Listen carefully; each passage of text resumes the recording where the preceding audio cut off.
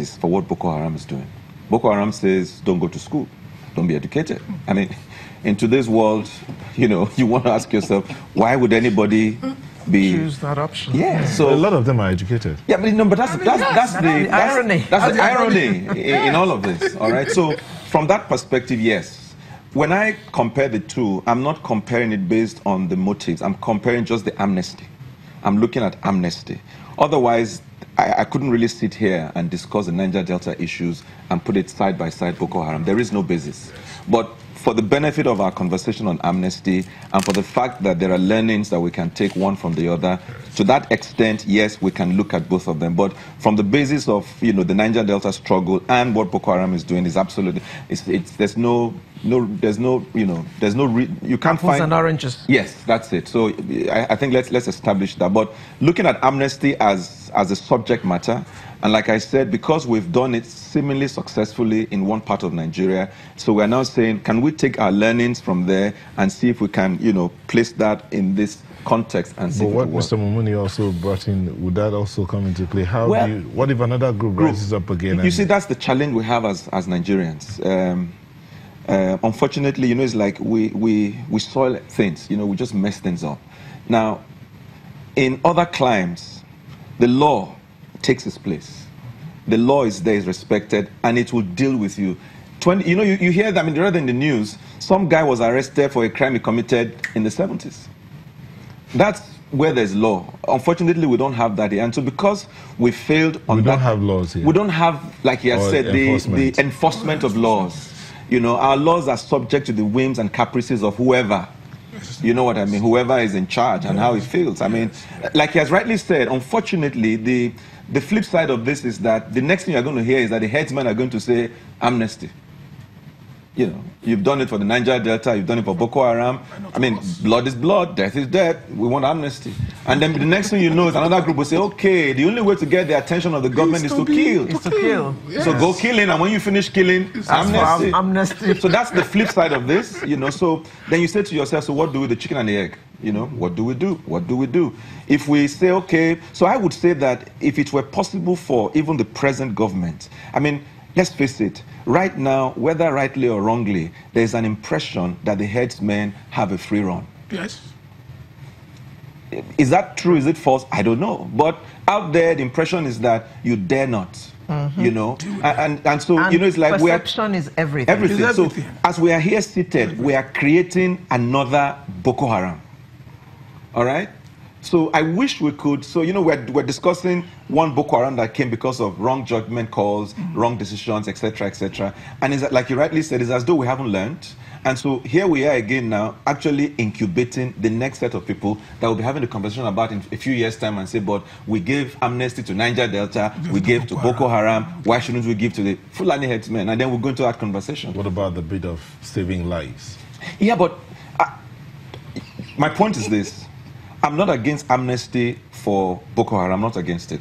I'm just about making sure that it achieves its purpose. So the government must be clear as to why we are giving this amnesty, who we are giving it to, what we're going to do as a result when those people come forward. That must be clear. That's one issue.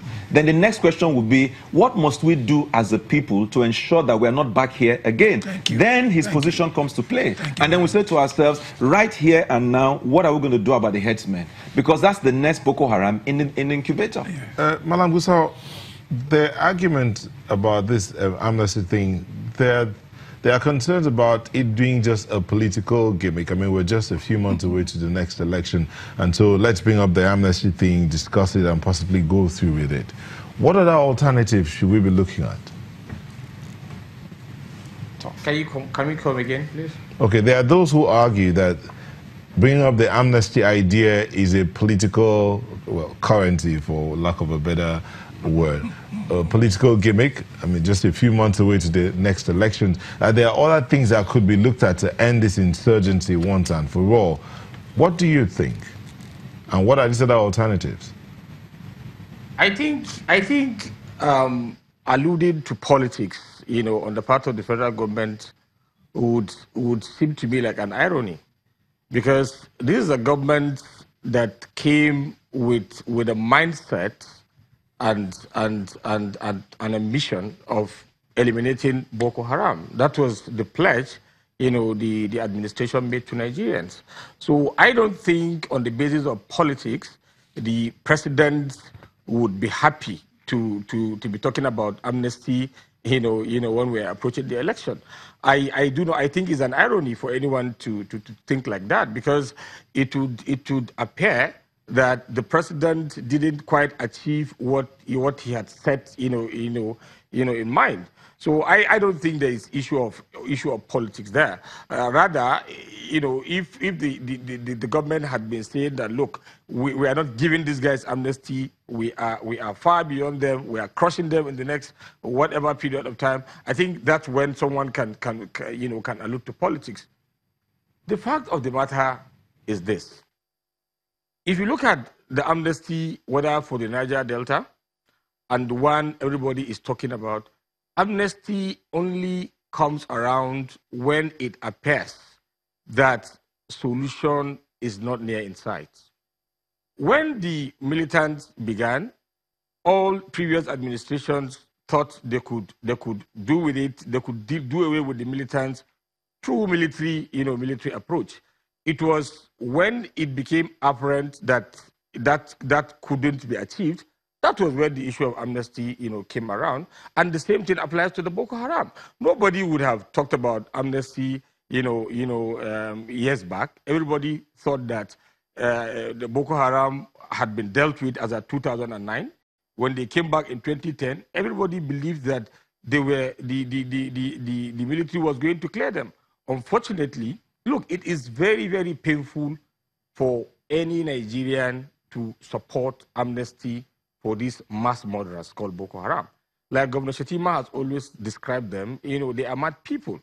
But it is a painful step that has to be taken, because unless, to use the governor's word, we want an endless war of attrition, a war that would have no end, then we can say, let's continue to fight.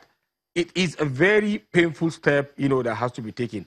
My concern, like I said from the beginning, if you understand the ideology of the Boko Haram, to the Boko Haram, whether you are a Muslim, a Christian, or a traditionalist, so long as you do not believe in their ideology, you are an infidel. The blood of a Muslim is not more precious to that of a Christian as far as a Boko Haram is concerned. And even if you support their ideology, so long as you live outside them, they consider you an infidel.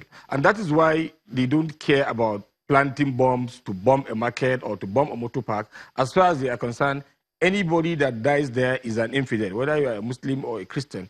And if you happen to support their ideology and you are killed there, to them, you owe